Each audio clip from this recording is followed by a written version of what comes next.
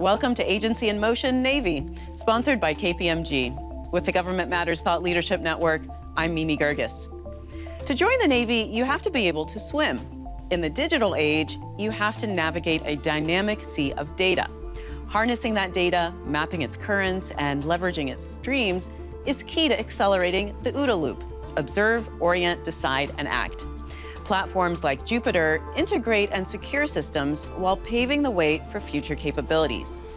In this program, we explore some lessons learned from enterprise-wide efforts and the next steps on the Navy's digital transformation journey. Joining me now is Michael Pomatto. He is Command Data Officer for Naval Air Systems Command, and Grant Kluzak. He's the Data Director for Naval Information Warfare Systems Command. Gentlemen, welcome to both of you. Mike, I'm going to start with you. Give us an overview of Jupiter and what's it intended to do. Sure.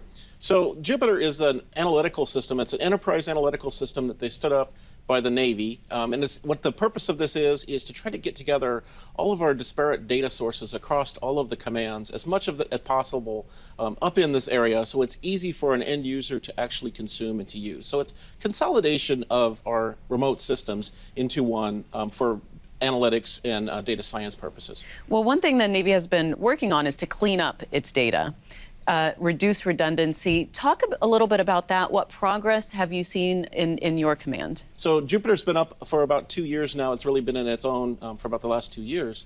And within our command, we started fairly early, about 3 years ago, starting to look through identifying our authoritative data sources, cleaning our data sources, and trying to get at least our inventories together. And so a lot of that activity has been completed.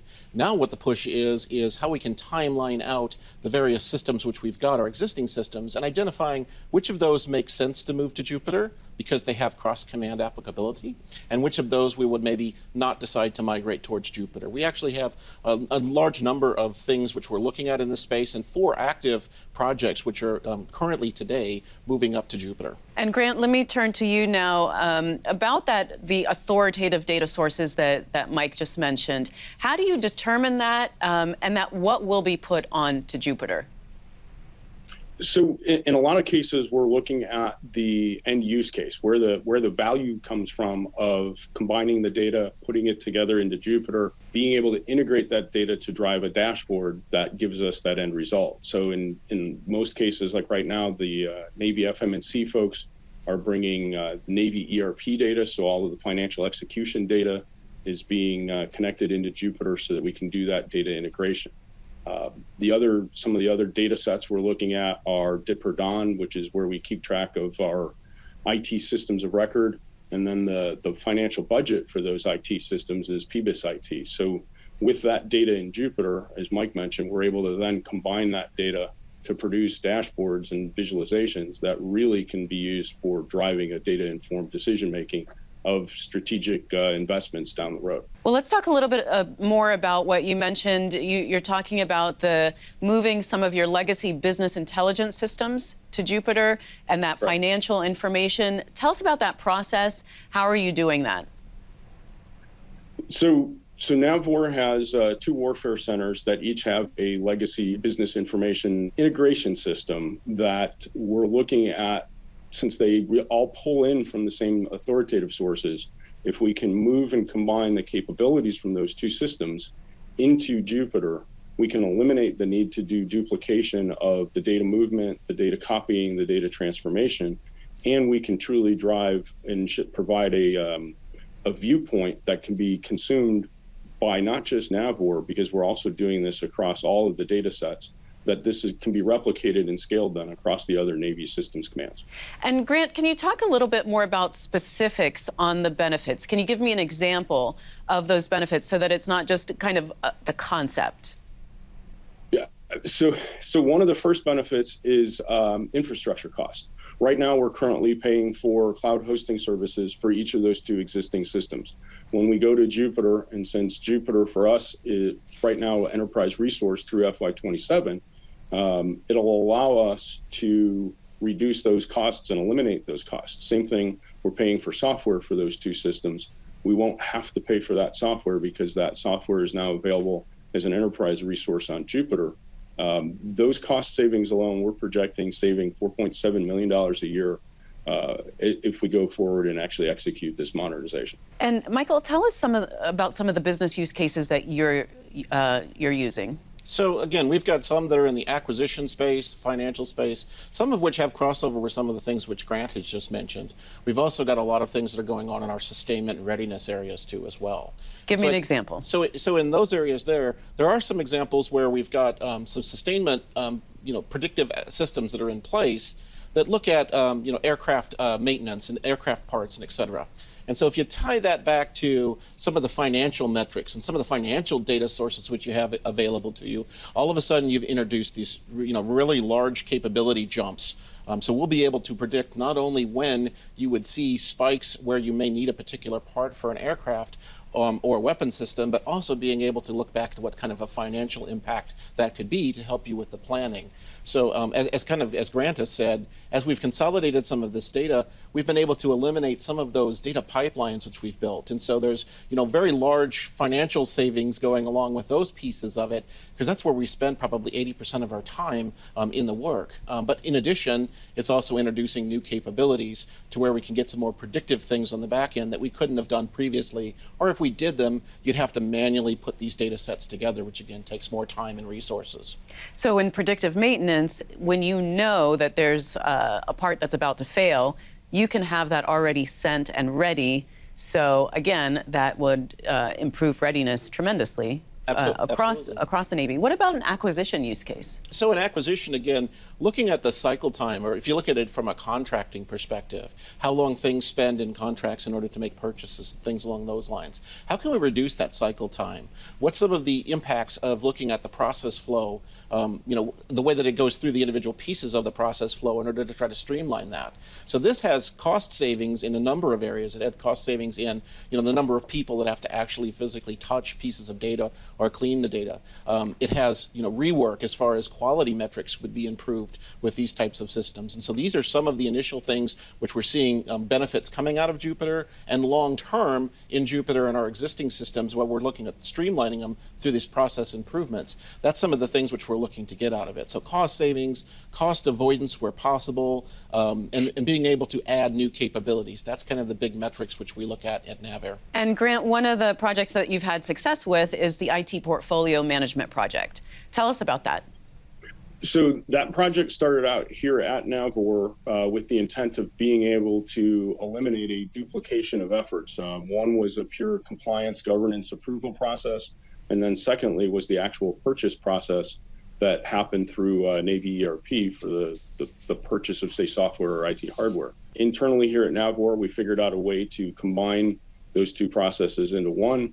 We have integrated using the data available in Jupiter now and have been able to really streamline and create a process that allows us to see that plan at how we're executing, again, from a budget to execution standpoint, and really understand as well what we're buying, that we now have that insight, like Mike was saying.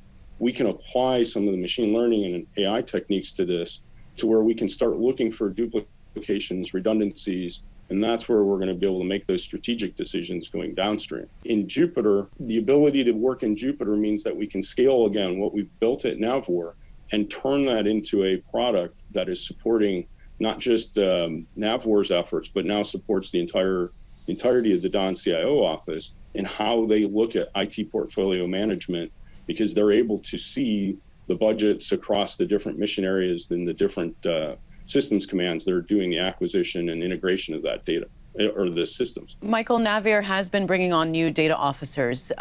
What impact has that had in advancing your efforts? I'd say it has a tremendous impact.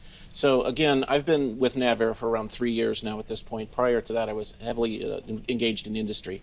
And one of the first things which I looked to do, was to build that coalition out within the other commands and other peers to be in the other subject areas.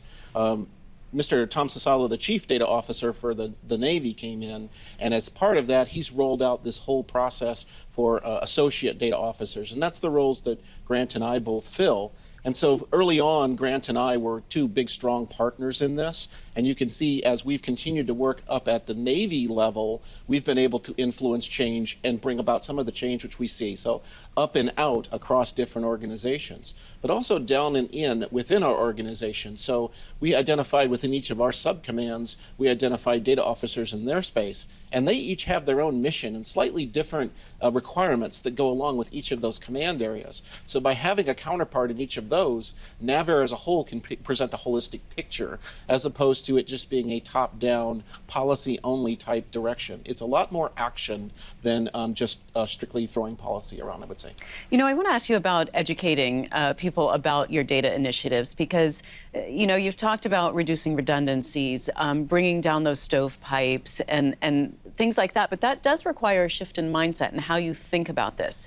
So what successes have you had or challenges that you're experiencing with educating leaders and the broader community? Sure. So a lot of our focus, especially over the last year, has been on some of the cost reduction metrics, which we really mentioned early on in this conversation. But you know, we've kind of looked across and said, you know, our community is a practice. So we've got a very thriving community of practice at NAVAIR.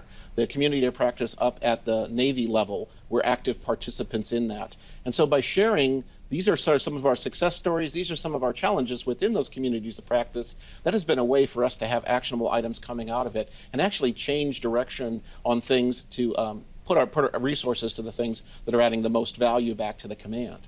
But I would also say, again, some of these relationships which we've built out across the data officers and some of our peers out there, we're able to share, well, this is a system that's working inside of NAVAIR. Can we share that back with NAVWAR? And I know that Grant has one specifically that really hits home with his Hermes project. We are going to talk about Hermes, but I want to ask Grant first about your thoughts on data culture, the emphasis on building data infrastructure as opposed to buying new products. What are your thoughts on that, Grant? It goes back to, I think, one of the values that we get out of Jupiter is since it's a platform with a complete tool stack, it allows us to iterate and develop what I would call products that the traditional user would consider as a software product. And in reality, we're just taking packaging data and turning around and delivering it. So we're able to do this using tools that already exist today and turn this in almost near real time from a budgetary classic DoD system perspective. You know, and to your point earlier on the kind of the workforce piece, we're also teaching the workforce how to use the enterprise tools, not just in Jupiter, but even resident in the Navy's instantiation of Microsoft 365, Flank Speed. We're working with the user community to get them comfortable with using some of the workflow automation tooling that's available in Flank Speed, so that we can help free up some of their time to get them from doing the drudgery of copying and pasting things in and out of spreadsheets and into, say, doing that more analytical role that we really want to get after, because that's what the data and analytics piece is all about, is being able to support that entire analytics continuum. And Grant, tell me about Project Hermes. This is specific to NAVWAR. So Project Hermes kind of launched at NAVWAR. It is designed to take the entirety of our naval message traffic, which is how we communicate from shore to the ships, how the ships communicate with each other. If you think back to some of the classic movie examples, it's that teletype written, typewriter-looking messaging. That is still the lifeblood of how we communicate organizationally with the warfighters and with the whole support organization back here. What we've done is we've now connected that pipeline to where we have all of that data connected into Jupiter, both at an unclassed and at a classified level. And we're now able to apply natural language processing techniques to that data. We're turning that into tabular data that's now available for analytics by just about any use case you can imagine across the sphere of the entirety of the Department of the Navy. And this is allowing us to do both descriptive analytics, go back and do an understanding and be able to start getting into predictive pieces of what we can do, because this is the equivalent for the Navy of what I would call the same as social media information in the commercial world. And Mike, Naval has a similar project. It's called Penelope. Tell me about that. What benefits does it bring? So what we're looking to use with Penelope actually started with NavC. It was one of these types that's very similar to what Grant has with Hermes. So as we were reviewing for our particular need, our need is an aircraft safety need. So looking at message traffic, looking at non-traditional documentation, and looking for places where it could maybe prevent an aircraft mishap, an accident with an aircraft. So we saw there were some pieces of Hermes that we could use for some of our architecture, the back-end pieces, and those we've been able to implement. We also see with the NavC Penelope project, it addressed a large number of our particular requirements. So by taking pieces of something that was successful in NavWar and NavC, leveraging it at Nav Air, we could potentially save multi-million-dollar type of an investment to build this from scratch. And it's also something that we're using to share across. So this may, again, prompt another 2 or 3 use cases. The need for these natural language processing type use cases at NavAir, again, we continue to see that expand over the last 3 years. And what about robotic process automation? How are you using that? Oh, automation is definitely something that gets me very excited. So what we've seen is over the last couple years, we've implemented what I would call basic type robotic processing automation, bots. So taking a manual process and automating that manual process, taking the human out of the loop as much as possible. There's one specifically with our financial management area with financial management documents, where copying of documents and going through different systems. We were able to automate that piece there, and by doing that, we were able to avoid having to hire a number of people that would have had to manually do that task. But not only that, but then we were able to take that bot and leverage it across to other areas. So now we're seeing kind of that explosion of not only these traditional RPA type of bots, but also getting into some of the hyper automation use cases, chat bots and the like, things where you can take data science and merge it in with some of the robotic processing automation. That's really what we see over the next 2 or 3 years here that we're going to have a lot of activity in. And Grant, what about you at NavWar? How are you using RPA?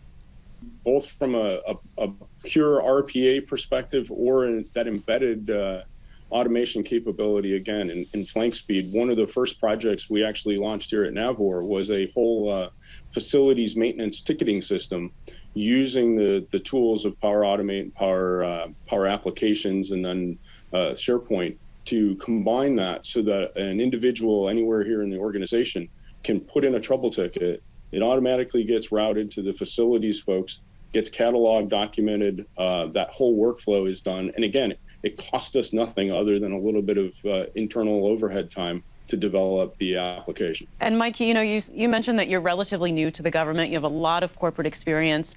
What are some of those best practices that you think need to be applied within the Department of the Navy, within the Department of Defense writ large?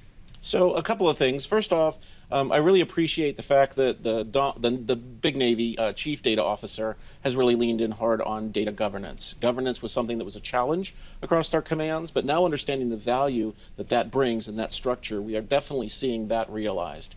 I think people is another big piece of this too. So recruiting and retention of government employees, especially in data science, cyber, and these type of activities, it can be quite a challenge. And so trying to take some of the things that worked out in the industry where, again, we could just, pay additional compensation in order to try to recruit those. With the Navy, it becomes, and with NAVAIR specifically, it becomes more about the mission and having them involved in projects which are exciting, that every day you want to get up and you want to work on that project. Those are the kinds of things. And trying to lock in some of those recent college grads and then train them up into the career path. So that's what we're looking at is I'm looking not at what I need here for the data scientists, cyber, et cetera, for today, what that need's going to be over the next several years here as it gets more competitive. And Grant, I'm going to give you the last word. What are some of the good ideas that haven't been implemented yet at NavWar or at the Navy? I think we're working on a few of those kind of points. As Mike mentioned, it's how do we start connecting and innovating. I like to try and convince people that we can be entrepreneurial here inside. It's how do we repackage. How do we start connecting, delivering the dots? Admiral Small specifically has put out a strategic vector guidance document that allows us to focus organizationally. And one of the key tenets in there is really get to a data-informed decision-making process. So we're working to get that message across to all of the workforce.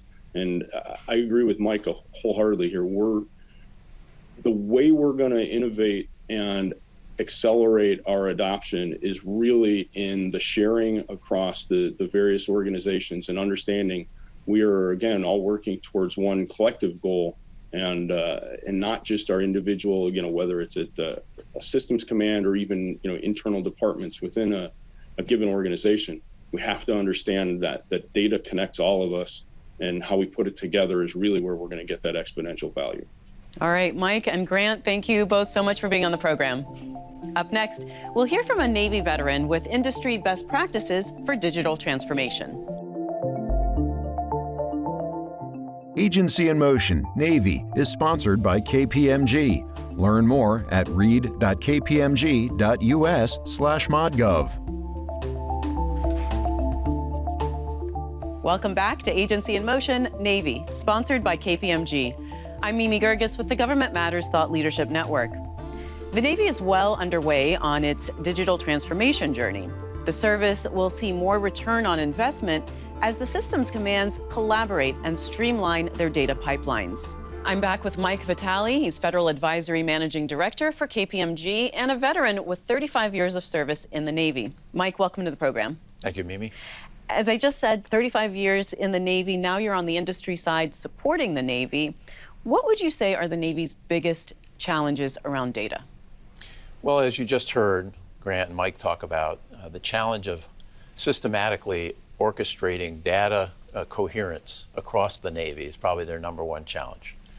Whether it's an application or a system that are run by various organizations across the Navy, they're not tied together. Some of them, like the flank speed, which was just implemented, is a holistic Navy system, but not all the systems we have are, across all of the Navy. Many of them are stovepiped into each and every organization. But doesn't that make more sense to do it that way? Because there's certain needs for each systems command or each organization. It does, and historically that's the way everybody liked it. There are some advantages from a risk perspective. You have capability to manage your own pot, so to speak, and your own systems. However, in today's day and age, if you want to draw out the insights and make yourself a much more agile organization, you want to be able to draw those insights from across your whole organization, not just the individual organizations. And I think that's what Mike and Grant were talking to specifically in terms of trying to get at within their own organizations, and then, as I think Mike said, push down and out, to get across all of Navy. Anything in particular jump out at you from that conversation that we had in the last segment? No, I thought that, not particularly. I mean, all of the things that they're working on are needed and absolutely crucial to continuing to take advantage of the data insights or data as a service capability. And as the Navy really goes through this digital transformation process, what's the importance of building that back-end infrastructure and doing it well? Well, quite frankly, you can't do it unless you put it all on the back end and tie it together. So if they don't do that, it'll just continue as it is today. It'll be stovepipes across each of those individual organizations. And Grant talked about NAVWAR shifting the legacy financial business systems over to Jupiter. Yep. From an industry perspective, what would you say are the biggest challenges around that? Generally speaking, migrations are pretty challenging. I mean, they're very large. In the case of the Navies, they're moving from an ERP system that was essentially been on-prem. Now they're moving it into a Jupiter-based cloud instance. Still probably be the same application. It doesn't have to be. But the advantage of that now is that data becomes ubiquitous across all of the organizations. So if you really want to get at your organizational data, you want to get at your financial data and you want to get at your human resource data, because those two baseline types of data drive every aspect of your cost. And the role of industry in that process and that transformation process, not only bringing the legacy systems over, but creating new systems. And again, they're doing that. You heard Grant talk about, and you asked him those questions specifically. What are you looking at next? What makes the most sense? And Mike's answer was, or Grant's answer was, we want to obviously figure out what's the biggest bang for the buck, because we can't do it all. We can't do it all right now. So we have to be very parsimonious about what we attack. And my sense is that they've got a pretty good sense of that, and they know which ones they want to get at. Obviously, the ones that have the bigger bang for the buck across all of the Navy are where they're going to go. And Grant talked about flank speed and the process really during the pandemic of the shift to remote and telework. Right. Can you elaborate a little bit on that? Well, I would just say we all experienced this when we went through COVID. Everybody went remote for the most part, with the exception of a few unique positions that obviously had to work inside classified spaces. But generally speaking, everybody stayed at home. And so there was this very, very quick transition to everybody figuring out how do we do that.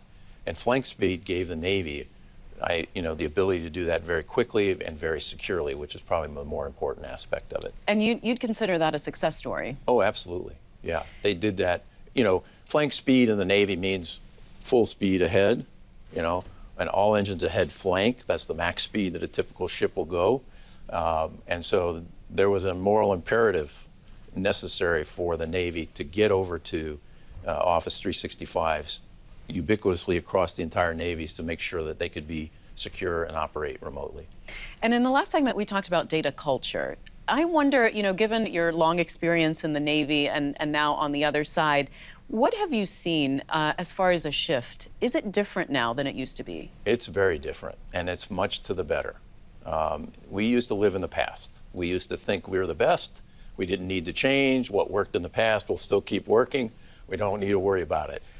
We've been shown that obviously with the threats that are out there today from Russia, from China, we need to keep up. We're falling behind. And as a result, we need to be expeditious in our agility to move forward and keep up. And so, yes, these are the things that are necessary. Give me a little bit more specifics on what needs to happen to complete that shift. So basically, we need to be able to anticipate threats better. We need to be able to see, and by going to this data systems and data approach with Jupiter that the Navy's moving toward, the theory is, and I don't think it's necessarily a theory, but the reality will be we will have better understanding of our data. That data is going to give us greater insight. That greater insight will allow us to predict better what's coming and what is being done to us that we may not otherwise have seen. So when we talk about the path of digital transformation, and everybody, is going through it, what can the Navy learn from industry specifically? So industry leads on what I'll call the cutting edge for the most part, because they're developing capabilities to support commercial industry. And that's where everybody wants to make money. So typically all of those technological improvements are occurring quicker on there than they are in the government. I hate to say it, but that's the truth. And what I've seen here is that the government has recognized that they can't afford to be like that anymore. And guys like Mike and Grant and as well as many other people in our government today, are moving much quicker to take advantage of technologies that are right around the corner than they did in the past. And what are you seeing as far as other things that the Navy is really getting right? In terms of data, I would say that generally speaking, they've recognized how important data as a service is and bringing that together. They also have understood that wherever they go, data must follow, because you heard, I think, Grant say they have to make data-informed decisions. And without data-informed decisions, we're flying blind. And finally, Mike, how can the Navy really continue to build on that success to continue that positive momentum? Well, I think continue as Mike made the comments about recruiting, attracting individuals today, the young people coming out of college or not, who can help us see and use technology in ways we never anticipated.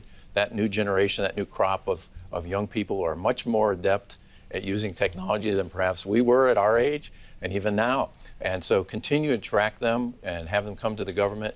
The government is a great place to have a career. It is also, it may not be, as Mike said, the most well-paid position, but there's a lot of cool things going on in the government, and we can attract a lot of people with that. And certainly the mission. Absolutely. All right, Mike, thanks so much for being on the program. It's my pleasure. Thank you for watching Agency in Motion Navy, sponsored by KPMG. This is the latest installment of our Agency in Motion series. For more information on the subject matter we discussed today, go to govmatters.tv/AIM and scroll down to Navy. For the Government Matters Thought Leadership Network, I'm Mimi Geerges.